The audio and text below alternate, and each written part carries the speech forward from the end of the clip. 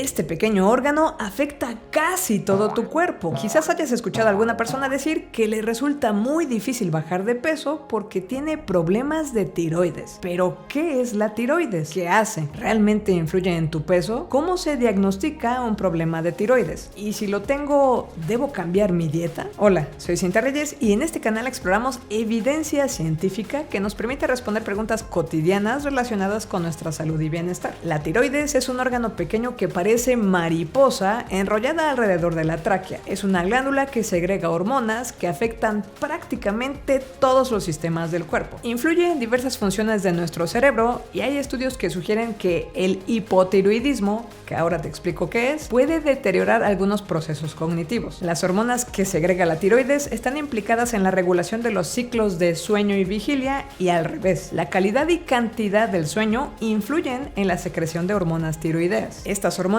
participan en la regulación de nuestra temperatura corporal, afectan nuestra frecuencia cardíaca, la función respiratoria y diversos procesos metabólicos. En otros videos te he contado que se le llama metabolismo basal a la cantidad de energía que utiliza nuestro cuerpo cuando estamos descansando y que una manera de acelerar la pérdida de peso es aumentar la cantidad de músculo porque de esa manera se aumenta el metabolismo basal. Pero en principio esto depende antes que nada de dos hormonas que produce la tiroides. Las hormonas tiroideas también son cruciales para los procesos de crecimiento y maduración de tejidos y órganos, incluso desde el desarrollo fetal. Por ejemplo, ¿cómo se relaciona la tiroides con el hecho de que sientas hambre? Todo empieza en el cerebro, específicamente en el hipotálamo. Esta es la región en el cerebro que intenta mantener el cuerpo en homeostasis, esto es, un ambiente interno en equilibrio. Cuando debemos sentir hambre, el hipotálamo produce la llamada hormona liberadora de tirotropina o TRH. Esta se manda a la hipófisis en la base del cerebro. La hipófisis recibe el mensaje y como respuesta emite su propio mensajero químico, la hormona estimulante de la tiroides o TSH. La TSH viaja por la garganta y le dice a la tiroides qué hacer con sus hormonas. Esto hace que la tiroides produzca dos hormonas principales, T3 y T4, llamadas hormonas tiroideas. Cuando los niveles de estas hormonas son suficientemente altos, el hipotálamo recibe la señal, deja de producir TRH y esto significa que la hipófisis deja a su vez de producir TSH, lo que le dice a la tiroides que deje de producir T3 y T4. Y en este complicado proceso, ¿qué le dijo la TSH a la tiroides cuando la vio triste? Ya no llores. Yo te animo, porque para que este sistema de retroalimentación funcione correctamente, la tiroides necesita un ingrediente importante para producir la hormona tiroidea, yodo. Por eso, como platicamos en el video sobre cuál es la mejor sal, en algunos casos se le agrega yodo. Sin embargo, es posible que además la tiroides tenga otros problemas. En algunos casos se nace con problemas tiroideos y en otros casos se desarrollan con el tiempo. Algunos factores de riesgo para el desarrollo de problemas tiroideos que se han identificado son tener antecedentes familiares de enfermedades de tiroides, sufrir de diabetes tipo 2, hipertensión, obesidad, ser mujer y recientemente se han agregado a la lista contraer COVID-19 y la exposición a micro y nanoplásticos, cuya exposición por cierto recomendamos cómo reducir en este video. Además de la falta o exceso de yodo, hay diferentes formas en que la tiroides puede funcionar mal. Cuando los niveles de hormona tiroidea son demasiado altos, se llama hipertiroidismo. Esto acelera el metabolismo y hace que el cuerpo queme energía demasiado rápido. Puede provocar síntomas como pérdida de peso, ansiedad, sed persistente, cambios de humor o diarrea. Una causa frecuente, pero no exclusiva del hipertiroidismo, es la enfermedad de Graves, un problema autoinmune en el que el sistema inmunitario ataca a la tiroides provocando que ésta libere demasiada hormona tiroidea. Del extremo opuesto, si la tiroides no produce suficientes hormonas, se llama hipotiroidismo. Esto ralentiza el metabolismo. Puede experimentarse un aumento de peso, depresión, hormigueo en las manos o estreñimiento. También es posible que esto sea provocado por el sistema inmunitario. La enfermedad de Hashimoto es una enfermedad autoinmune que daña la tiroides y conduce al hipotiroidismo. La realidad es que, como la tiroides puede incidir en varios órganos y sistemas, sus trastornos tienen síntomas síntomas variados que incluso pueden llegar a superponerse unos con otros. A veces, una tiroides hiperactiva puede causar síntomas que esperaríamos con tiroides hipoactivas y viceversa. Esto hace que todo sea aún más confuso. Por ejemplo, alrededor del 10% de las personas con hipertiroidismo experimentan un aumento en lugar de una pérdida de peso, y algunas personas con hipotiroidismo experimentan diarrea en lugar de estreñimiento. Y por si la confusión hasta aquí no fuera suficiente,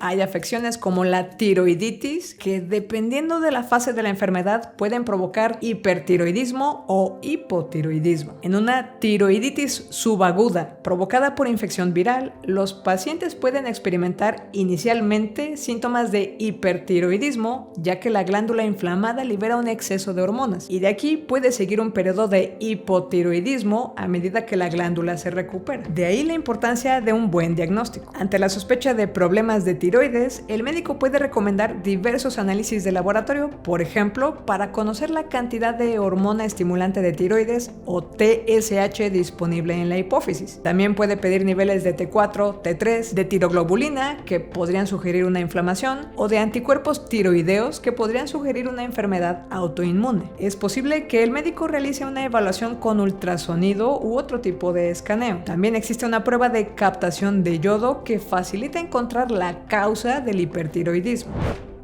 En algunos casos se te puede pedir con regularidad una prueba de captación de yodo. ¿Esa prueba requiere que cambie mi dieta? Aquí se mide la cantidad de yodo que absorbe tu glándula tiroides. Para aumentar su eficacia, se recomienda evitar alimentos ricos en yodo como mariscos y sal yodada. Si quieres ser exhaustivo y darte una idea de cómo se ve una dieta baja en yodo, en la descripción del video, además del enlace de siempre donde puedes ver las referencias que consulté, voy a dejar otro enlace al folleto de dieta baja en yodo de la Asociación Americana de la Tiroides. Tratamientos posibles. En caso de hipotiroidismo, suele recetarse hormona tiroidea sintética, levotiroxina. En el caso de hipertiroidismo, puede recetarse medicamento antitiroideo para reducir la producción de estas hormonas. También es posible que tu médico recomiende yodo radiactivo para dañar intencionalmente la tiroides y hacer que produzca menos hormonas. Esto porque la tiroides absorbe yodo sin poder distinguir si es radiactivo o no. En casos severos de hipertiroidismo, los médicos pueden incluso recomendar una intervención quirúrgica para extirpar una parte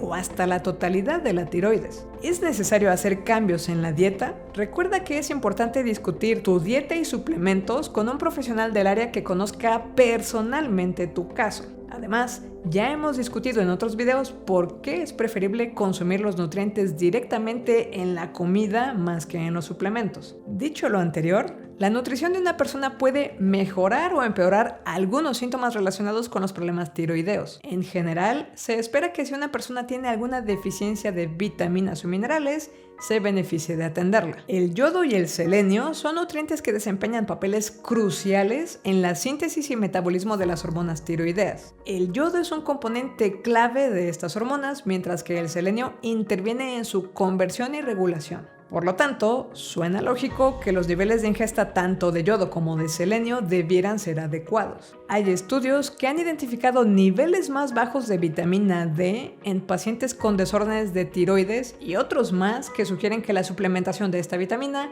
ayuda a reducir anticuerpos antitiroideos en pacientes con tiroiditis autoinmune. Dicho de otro modo, en algunos pacientes, la suplementación con vitamina D para que recuperen los niveles de ingesta adecuados puede tener efectos positivos. De igual manera, hay estudios que han encontrado niveles bajos de vitamina B12 en pacientes con desórdenes tiroideos, de manera que podría ser razonable revisar la ingesta de alimentos que proveen esta vitamina, sobre todo en el caso de personas con dietas vegetarianas. Por otro lado, hay literatura que propone que las personas con tiroiditis de Hashimoto pueden verse beneficiadas con dietas con un enfoque en reducción de la inflamación, por ejemplo, al adherirse a una dieta mediterránea. No todos los estudios en el tema tienen resultados consistentes, y algunos de los que encontré que sugieren esta idea fueron publicados en revistas científicas de las que se llaman depredadoras. En algún video futuro discutiremos más qué es eso de las revistas depredadoras, pero lo que quiero decir es que la utilidad específica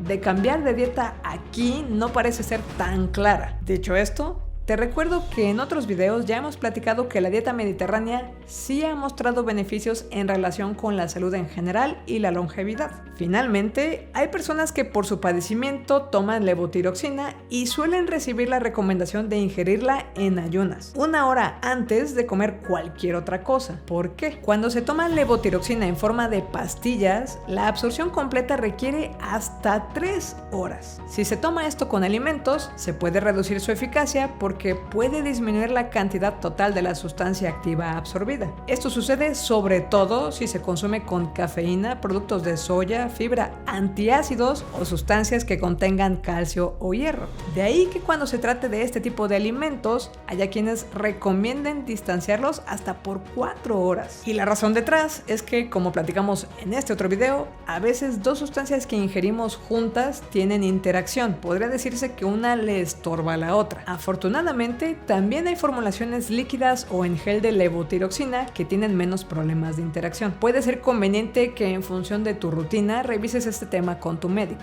Suscríbete al canal y comparte nuestro material. Te invito también a ver este otro video sobre cómo reducir el riesgo de aterosclerosis. Recuerda que puedes apoyar la creación de contenido con pequeñas donaciones como ya lo han hecho ellos.